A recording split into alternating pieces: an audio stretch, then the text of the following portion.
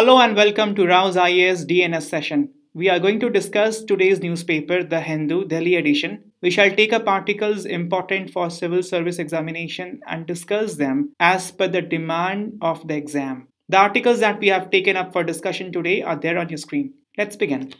This is the lead article from page number 6. Think local climate action. Think Meenangadi.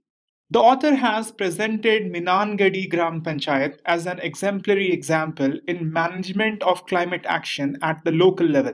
The Meenangadi Gram Panchayat has come up with the concept of carbon neutrality at the local level in the Meenangadi Gram Panchayat. Meenangadi Gram Panchayat is in the Wayanad district of Kerala. According to the author, for India to achieve the climate action targets, especially as enumerated in the COP26 meeting at Glasgow last year, it's important that the climate actions are taken at local level.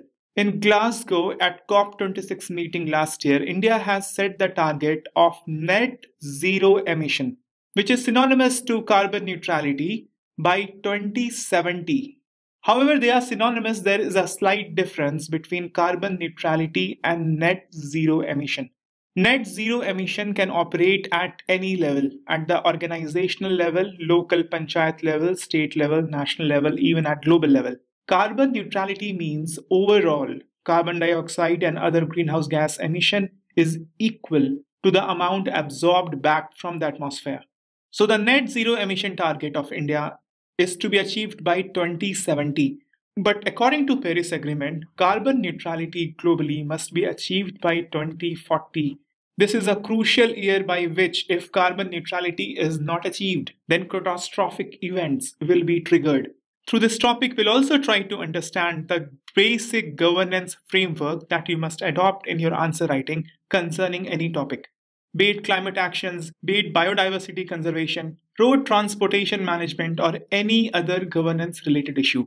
To tackle the issue effectively, first of all, there must be policy. Policy will carry vision and mission with itself that will act as the lighthouse for everyone.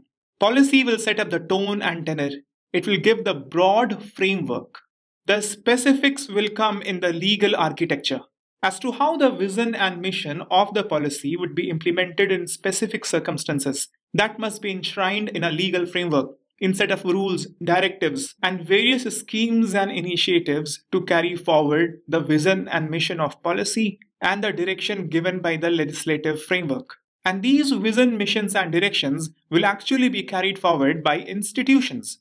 In your syllabus, you have regulatory institutions, quasi-judicial institutions. All those are important to carry forward these policies and rules, directives, legislations. Institutions will be working on certain principles. Institutions will be requiring participation of people. There has to be a set of administrative tools in the hands of institutions. The good governance principles of accountability, transparency must allow for people's participation through tools like RTI, social audit, and technology must come in aid to the process of governance. This is a very simple yet effective tool to analyze the governance framework for any particular issue. You can apply this to road transportation as we have done previously in one of the DNS. You can apply this to space science. For example, you can check if we have the policy that guides opening up the space sector to private participants, the private sector. The bill regarding this is still pending in the parliament. Do we have institutions? The overarching body ISRO we have. We also have InSpace. We also have other institutions that guides the participation of private parties. There are various administrative machinery for incubation, for hand-holding, for training of private bodies. For example, the first private satellite that has been launched recently, Vikram S. ISRO has trained the private institution and guided them for launching of their first satellite. Then you have to check the participation of people right at the level of school to the level of FDI through the automatic route. Then you have to check the technologies related to nanotechnology, cryogenic technology, quantum computing, basic semiconductor manufacturing base. How is that helpful in the space sector? Alright, so any issue that you come to study in the current affair or from newspaper, apply this architecture to that particular issue. You can also enrich this basic framework with further more dimensions. Now, concerning the management of climate action programs at the Panchayat level, we have a policy regarding this since 2008. National Action Plan on Climate Change. This calls for local participation in climate actions. As mentioned earlier, Meenangadi Panchayat started Carbon Neutral Meenangadi program.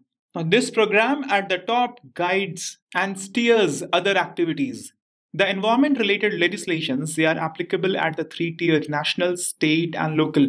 But specifically the Panchayat of Meenangadi, they started a scheme called as tree banking. This scheme was introduced to encourage plantation of trees along roadside. And depending upon the targets met, incentives was given for interest-free loans. You understand, for carbon neutrality, carbon dioxide has to be absorbed back from the atmosphere. It can be done naturally, or it can be done through various carbon sequestration process that artificially sucks out the carbon dioxide from atmosphere. But no artificial method at present fixes carbon to the level which are required for climate action targets. So the most powerful method of carbon sequestration to meet the target of carbon neutrality remains as plantation of tree. You had policy, you had laws, rules, and schemes. The institution that was very active was, of course, Gram Panchayat. But apart from Gram Panchayat, there were other bodies like BMC, Biodiversity Management Committee. Then you also need to have the tools of governance based on which administration for a particular cause is carried out. The institution must be doing something based on principles and process. So there has to be sound environmental principle, and apart from that, there must be some administrative machinery. Both principles and process are required to function effectively. For instance, the Gram Panchayat in Meenangadi, they were carrying out socio-economic surveys. This will help understand the economic dependence of people on biodiversity and ecology, which will be used to understand how much stress can be taken off from the biodiversity and ecology. They also carried out energy use mapping. The Biodiversity Management Committee, this is specifically helped to have the inventory for gas emissions. These helped to understand that the Panchayat initially was carbon positive. There was net emission of CO2. Then the targets were set for plantation. Incentive was given for plantation. They also did geotagging of the trees under the plantation drive so that the growth can also be monitored. The crucial piece in all these is people's participation. The action plan to become carbon neutral that was prepared in Gram Sabha meetings. There was huge awareness drive, making the villagers aware of climate change mitigation factors like reducing their fossil fuel-based energy consumption, enhanced use of solar energy, abandoning the use of plastics, encouraging them more for plantation, and adopting water conservation measures. These are the conservation ethics, the conservation behavior required from the side of the people to achieve the target of carbon neutrality. And hence, voluntary and active participation of people is required for success of any target, any program. In the process of governance, technology aids. It enhances the efficiency and effectiveness of governance procedures. Whenever you're discussing an issue, you have to look as to what technology can come to aid the process of governance. If you're talking about women's participation, you can talk about women's helpline number. You can talk about panic buttons. If you're talking about road safety, you can talk about new methods of construction of road using plastics. You can talk about remote sensing and analyzing traffic data. In whatever ways and means possible, technology must be adopted to make the process of governance effective. In this case, you see geotagging was used. Local economic development was another thrust area where LED bulb manufacturing was encouraged.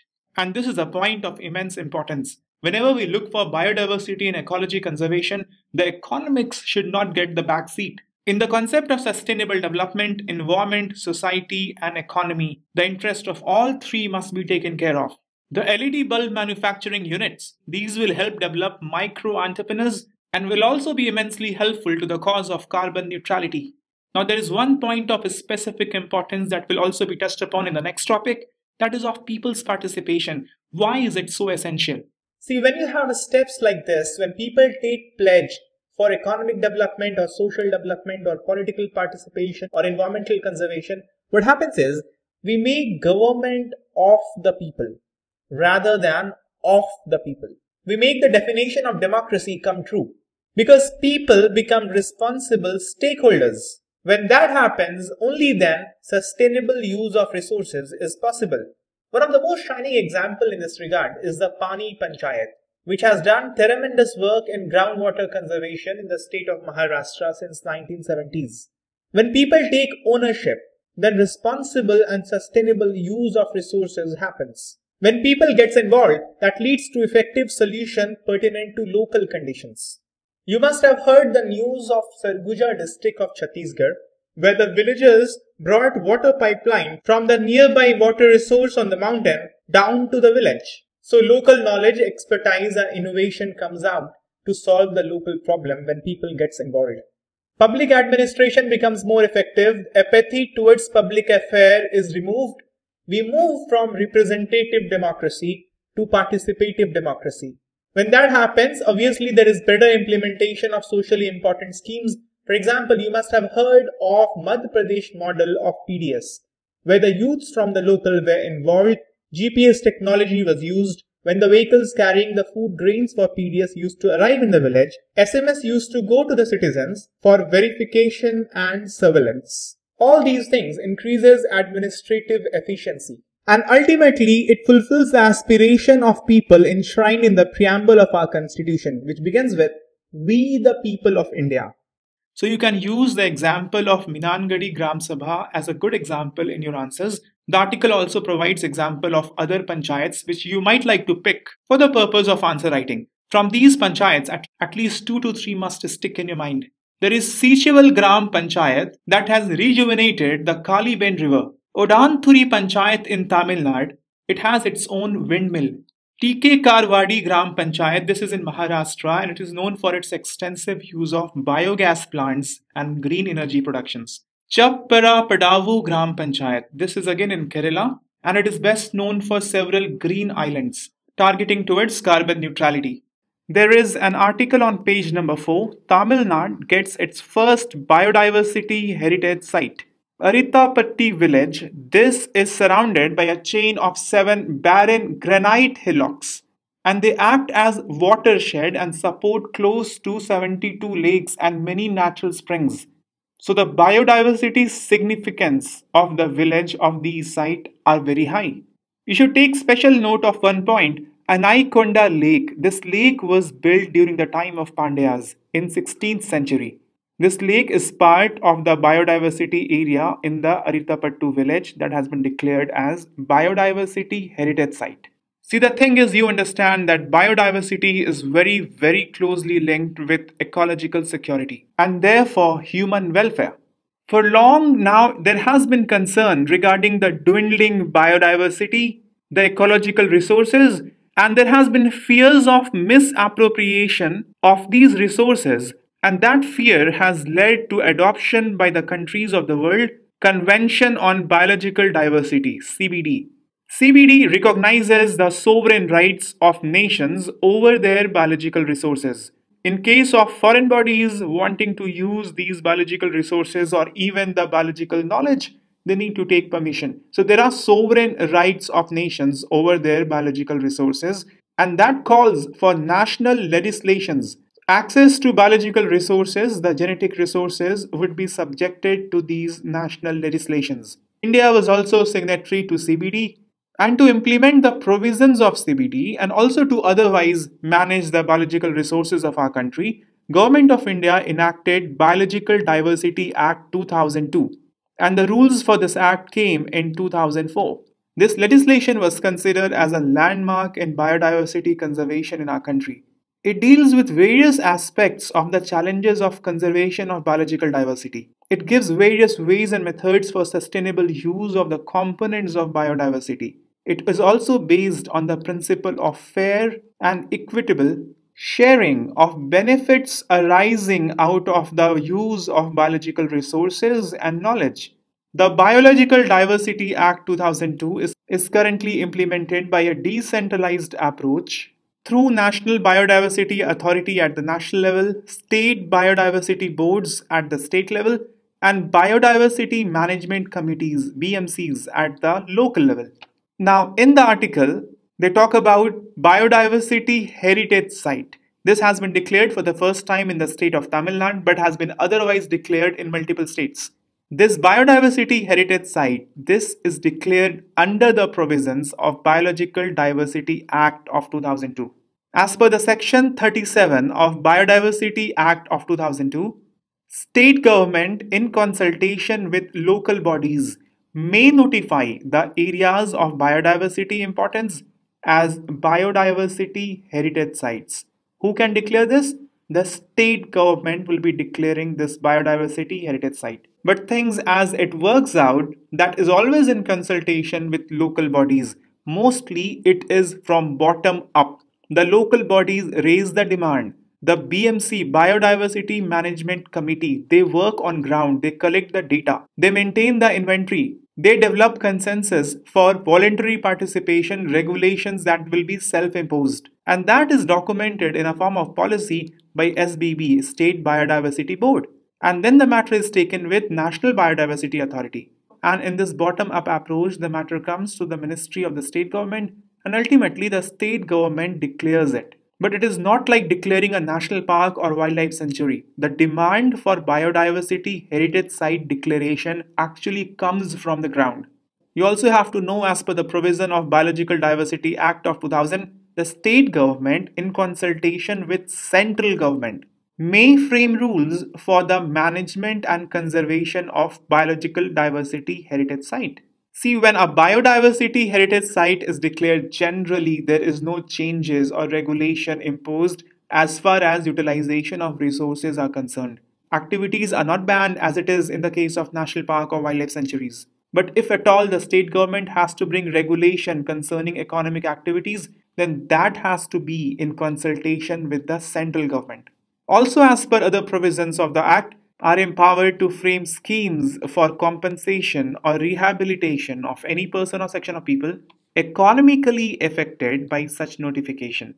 Meaning, declaration of a biodiversity heritage site may call for regulation of economic activities. It is allowed. And in case such regulation adversely affects certain people economically, then the state government can adequately compensate them. But generally speaking, when a biodiversity heritage site is declared, there is no restriction. And if at all restrictions are there, they are voluntary, self-imposed by the local people. When a biodiversity heritage site is declared, initially the National Biodiversity Authority can give some amount of seed money for proper establishment of the biodiversity heritage site. If the state government has empowered the local body, the financing of the biodiversity heritage site can also come from the annual budget of the local body. The state government can also give some seed money to the biodiversity heritage site, and these things will be coordinated by State Biodiversity Board. This is the executive body in the scheme of three-tier bodies. But the implementing body is Biodiversity Management Committee. In the Act, there are certain criteria that has been mentioned for choosing a biodiversity heritage site. There are certain generic aspects like richness of wildlife, high endemism, presence of some rare and threatened species, presence of keystone species, presence of certain species that has evolutionary significance, and things like presence of significant cultural, ethical, or aesthetic values. These are general criteria mentioned by the Act. There is one thing that you need to take care of. You have to know that the biodiversity heritage site, of course, it can be terrestrial or coastal, it can be inland waters or it can be marine, but it can also be man-made. It not necessarily has to be natural landscape. The urban forest that we develop, or artificial if you plant trees and it becomes biologically very significant for holding water table, etc., it can also be declared as biodiversity heritage site. Biological diversity heritage site, this idea is very significant because it brings voluntary participation of communities. Now, as you understand that the demand for declaring any site as biological diversity heritage site comes bottom up. And when the demand is from the ground, the commitment for biodiversity conservation will be very high. Declaration of biodiversity heritage site will also exhibit conservation ethics and values practiced by societies. It will exhibit it to the wider world.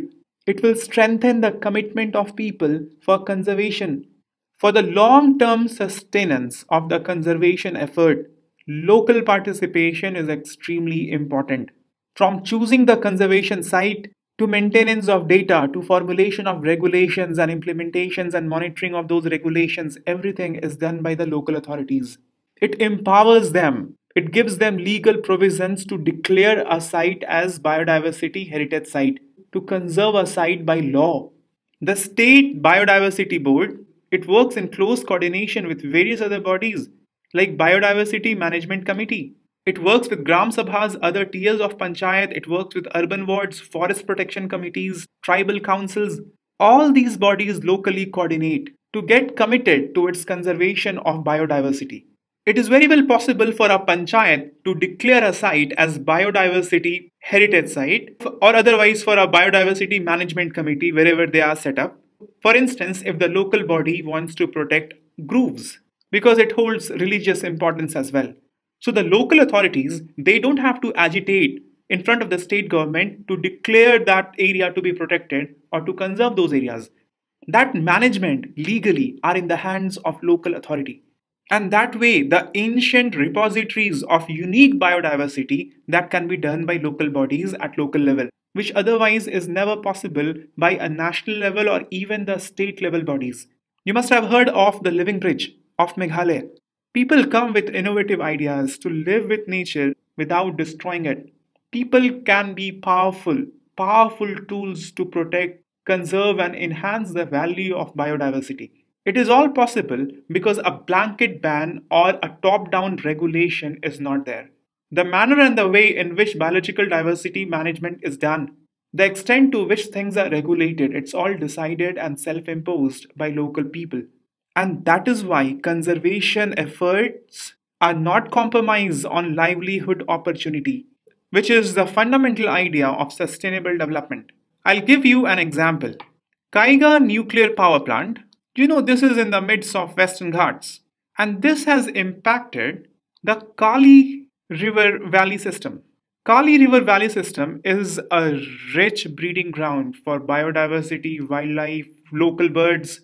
There are at least 4 local species of hornbills. The Nuclear Power Corporation of India Limited, under its various environment initiatives, organizes annual bird race to raise awareness regarding conservation of local birds. It also kinds of inculcates responsibilities in the authorities to preserve these parts of township. See, for Kaiga nuclear power plant to work, there has to be economic activity going in and around it. So blanket ban on economic activities cannot be done. Yet the conservation effort can be strengthened by declaring the site as biodiversity heritage site. It has not been done yet, but it can be done. It is possible. And that will only enhance the conservation effort without unduly compromising the goal of faster economic growth. See, the Gandhi Krishi Vigyan Kendra, the campus of this institution, this is in Bengaluru, and this already has been declared as biodiversity heritage site. As I have told you before, man-made setup can also be declared as biodiversity heritage site.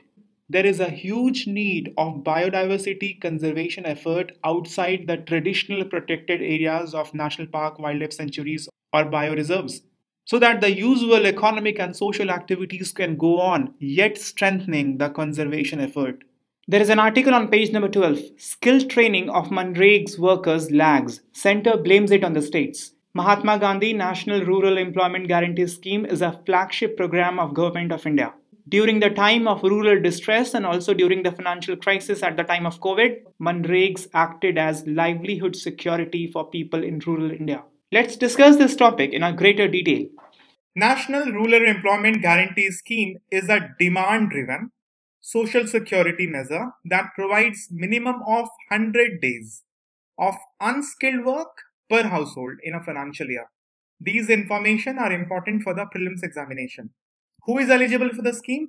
Anyone who is above 18 years of age and reside in rural areas. This scheme is applicable throughout the country except for those districts which has 100% urban population. And how urban and rural population are decided in India, you have to tell me that in the comment section. This scheme has been hailed by many, including World Bank, as the largest anti-poverty program. And the importance of this scheme is very high due to the fact that it is considered as backbone of rural economy whenever there is economic distress. According to the 2011 socio-economic caste census, around 40% of rural households are landless and depend on manual labor. This is the data that you have to keep up your sleeve to be used whenever there is a question on rural distress, rural employment generation in the mains examination. As we have discussed already, there were 7.6 crore families having active job cards under the scheme, and 5.5 crore families were seeking work under the scheme. And this is a huge number. This scheme is catering to the employment generation of large number of people. On an average, the daily wage has gone up substantially from the time this scheme was introduced. Present average daily wage is rupees 209. And you must also remember a fact from NSSO report that areas with low consumption expenditure have higher MGNREGS demand as compared to areas with higher consumption expenditure. Lower consumption expenditure signifies economic financial distress, less demand. And when there is less demand, more financial stress, then MGNREGS is an important source of income. And it also has been observed that women, SCs and STs as beneficiaries of MGNREGS, their percentage has increased over the period of time. Presently, women are around 50% in the workforce under MGNREGS. So despite all its lacuna, it is indeed a very important source of employment generation, especially in the time of economic distress. There are certain very important characteristics of this scheme, which you have to remember for the mains exam. There is no concept of right to work under fundamental right in India. Right to work is not recognized as fundamental right, although it's a very important part of directive principle of the state policy, but it is not justifiable right. However, Mahatma Gandhi National Rural Employment Guarantee Scheme is right-based. You can go and ask for work, and if work is not given to you, then unemployment allowance will be given to you. So it is a right-based approach that has been adopted through MGNREGS. It is also demand-driven. Center gives resources to the state government depending upon how much demand is there for the work in the state. There is also no problem of targeting unlike other schemes because this scheme is self-targeting. You seek for work. If you need work, you go and ask for work. That is self-targeting, and hence this overcomes the problem of targeting. As we have talked about, there is unemployment allowance. If you go to seek work and work has not been provided to you within 15 days, then you are entitled for unemployment allowance. Unemployment allowance is not common in India, unlike Nordic nations. However, under this scheme, for the first time, this concept was introduced and it was institutionalized. If you don't get work, you'll get unemployment allowance. However, that will be lower than the wage that ordinarily a person will be getting under MGNREGA. The scheme adopts bottom-up approach and it strengthens grassroots democratic institution of our country, which is Gram Sabha. Gram Sabha actually is entitled to decide on the nature of work to be adopted in the village. And it is also entitled to implement 50% of the work in terms of cost. And the rest 50% is taken up by the district administration or the state government. Also, tools of good governance, strengthening transparency and accountability has been embedded in the scheme. For example, there is mandatory provision of social audit. There is also a provision of ombudsman system because CAG does not audit MGNREGS, and Mahatma Gandhi National Rural Employment Guarantee Act also asks the state government to proactively disclose all the information on the web portal. And that's how the information we have got, that 1.9 lakh people have got employment so far under NREGS. As we saw in the beginning, performance of the schemes taken for the vulnerable sections by the center and the state has been mentioned in the syllabus. So if you're doing any important scheme, you have to do the performance analysis of this scheme because that's the most likely thing to be asked in the mains exam. Let's do the same for National Rural Employment Guarantee Scheme. How the scheme is doing? The scheme is doing fairly well despite its lacuna that we will also discuss. But first thing is there has been increase in rural wages. As we have seen, the present wage under the scheme with some disparity among the state is 209 rupees. And it has gone up substantially from the time it was institutioned. Although to a limited extent, the scheme has helped in achieving the concept of decent work by providing facilities like shade and also Krishi facilities in certain NREGA sites, for example in Meghalaya, Andhra Pradesh and Telangana. As we have seen a moment back that 5.5 crore households were given employment last year. On an average, 5 crore households have been given employment from 2008. Obviously, this will help in reducing the distressed migration. We have also discussed that the scheme is self-targeting. NREGS is also seen as a risk mitigation mechanism. As per the annual report of Ministry of Rural Development on NREGA, it has been shown that when rainfall is scanty, in those years, there is higher overall participation in NREGS. Although there has been claims and allegations that MGNREGA has diverted the manpower from agriculture, hurting agriculture. But Ministry of Rural Development in its annual report has put out that MGNREGA has actually helped agriculture. It has helped in various ways, for example, construction of agricultural assets like farm ponds, irrigation assets, and this has helped in the usage of barren lands for cultivation. This has also helped the small and marginal farmers in moving towards dual and multi-cropping, and this has also helped in making the water available in general for humans and livestock. NREGS has also helped in empowerment of weaker section and hence bringing social justice in society. This is a very, very important data that you have to remember that as per NSSO report, scheduled caste and scheduled tribes have accounted for 51% of manpower under NREGS. Women around 47%, and this has increased to around 50% right now. But the mandated percentage of women participation was 33%, and the women participation has surpassed much higher than this. You also have to know, as per the directive given by Ministry of Rural Development to the states, beneficiaries under Forest Right Acts are entitled for 150 days of employment as against 100 days of employment in general category. And certain states like Rajasthan has given employment of 200 days to communities like Shahriyas. So this is a very important scheme for socio-economic justice and empowerment of weaker sections. The scheme has also helped in financial inclusion because the payment under the scheme is done directly into the bank accounts of the beneficiaries through direct benefit transfer. You can also highlight that certain human development indicators are supposed to be increased, although we do not have very strong concrete data on this. But since the income generation has increased, based on that, you can say that food security and nutritional security must have improved to a certain extent. And when the income of adults in the households increases, that inversely affects child labor and positively impacts children's schooling. Because we saw in the beginning in the definition that this provides only unskilled work, and that is one of the major criticisms. We will see certain ways how to improve the design of MGNREGS. First and foremost is to expand the definition of work. There are certain states who have taken proactive measures in this regard. For example, state of Tamil Nadu, they have been giving employment in semi-skilled areas under MGNREGA as well. So definition of work must be improved to include semi-skills work as well. For example, desilting of canals and water bodies. This is taken up in the state of Tamil Nadu. This should be taken as a template, and improvement in the act should be done by the Central Ministry of Rural Development.